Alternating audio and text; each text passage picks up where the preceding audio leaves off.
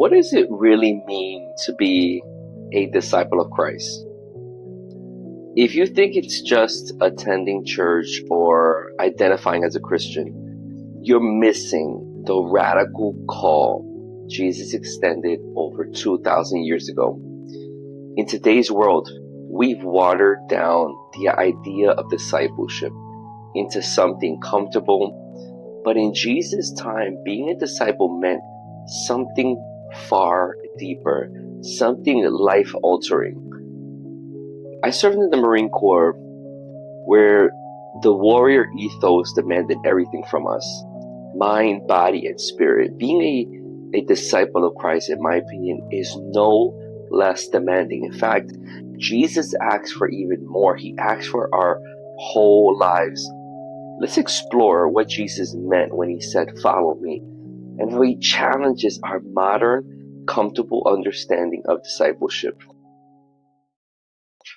In the first century Israel, being a disciple, especially when you look at it from the original language, it meant more than just being a student.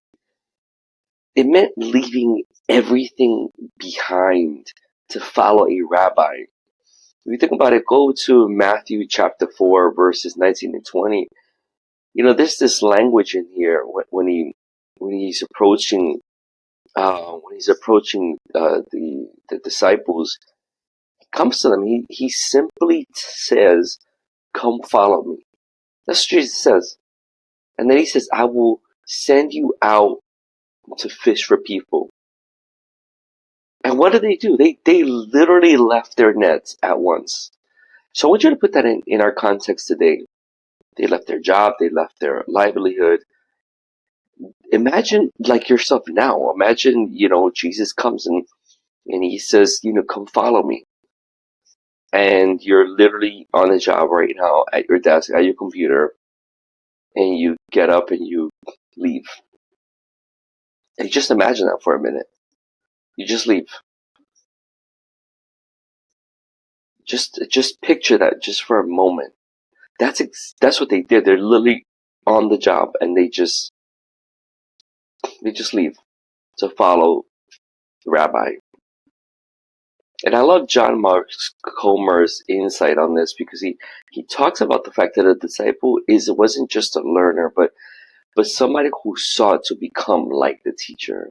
The disciple was pretty much considered a high regard when the rabbi would ask a disciple from someone to become their disciple, and they would follow the rabbi to become like the rabbi in order to teach others later on. So discipleship in Jesus' time, it meant something. It was further than how we define this day.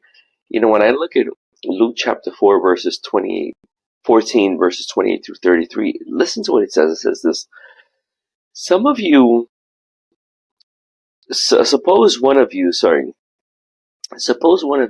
wants to build a tower. Won't you first sit down and estimate the cost to see if you have enough money to complete it? For if you lay the foundation and are not able to finish it, everyone who sees it will ridicule you, saying, "This person began to build and wasn't able to finish." Or suppose a king's about to go to war against another king. Won't he first sit down and consider what he is able with 10,000 men to oppose the one coming against him with 20,000? If he's not able, he will send a delegation while the other is still a long way off, and ask for the terms of peace. In the same way, those of you who do not give up everything, you cannot be my disciple. So there's two parts there. I mean, that last line is powerful in and of itself. It says, in the same way, those of you who do not give up everything, you cannot be my disciple. I think we often we miss that line, right? Because that's not a very popular statement, but let's unpack that. So, knowing that discipleship in Jesus' time was different, right? When we look now at Jesus himself and what he tells people, what he tells his disciples, he says, Jesus tells us to count the cost of following him. He's count the cost of following him. He compares discipleship to building a tower. He compares discipleship to going to war. Like, that's the comparison there. I mean, those are two, like, massive things to do. If you're going to build a building, build a structure, there's a lot of detail involved there.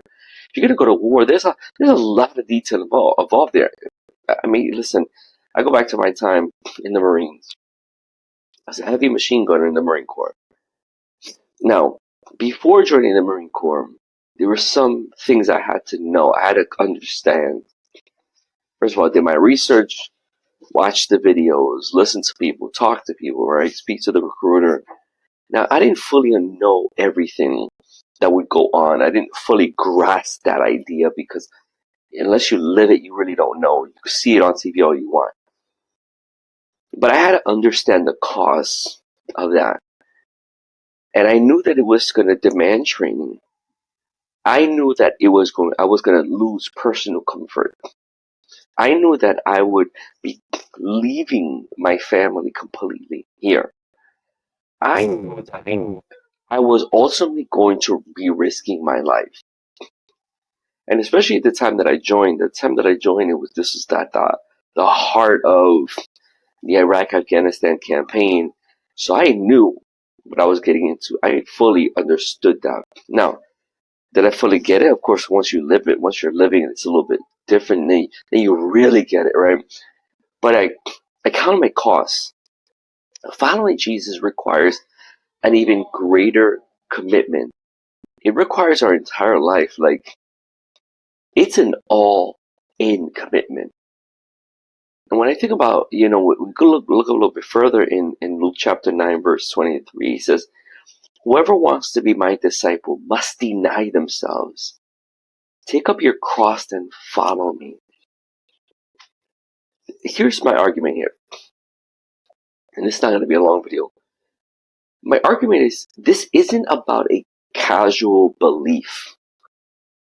We're talking about a radical allegiance to Christ.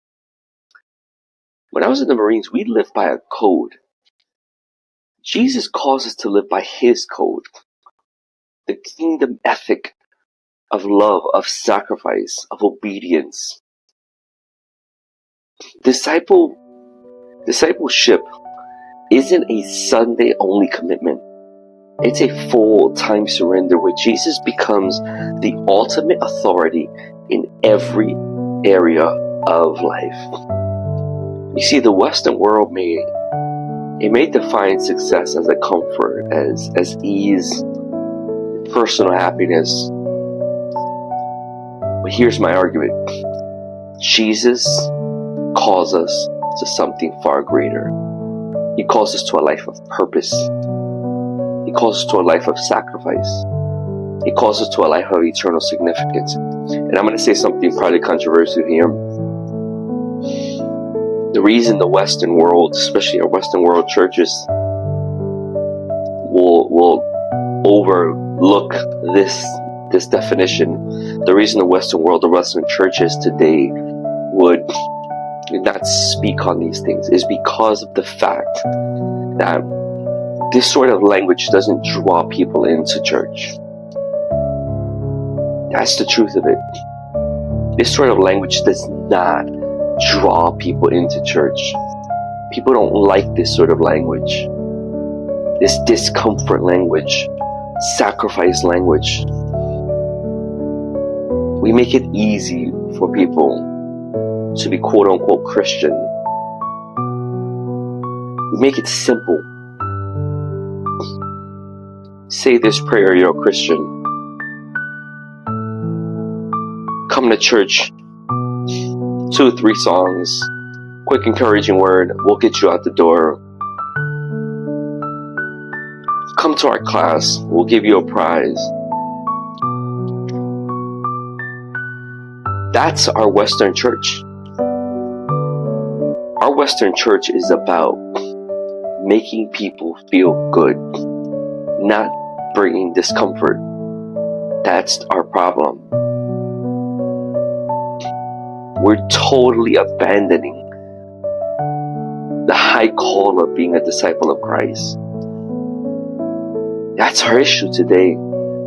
Looking back my time in the Marine Corps, it taught me discipline, it taught me loyalty, it taught me resilience. All the qualities I feel needed to follow Jesus, but being his disciple demands something even more profound. It demands surrendering everything for the sake of the kingdom. So I guess the true question is, are you ready to follow Jesus? Truly follow him. When you actually count the cost, it's not easy, but the reward is far greater than anything this world could offer.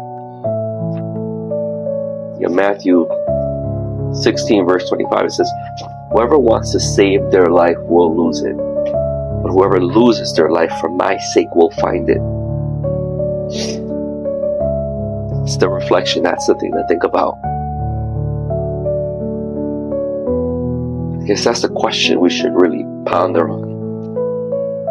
Listen, I pray that we truly meditate on that. Truly think about this. Because I genuinely believe we're missing the mark. Listen, I appreciate you staying to the end of this. Thank you for watching. If this message challenged or encouraged you, listen, like, subscribe, share this out. But ultimately, let's pursue true discipleship together. Until the next one.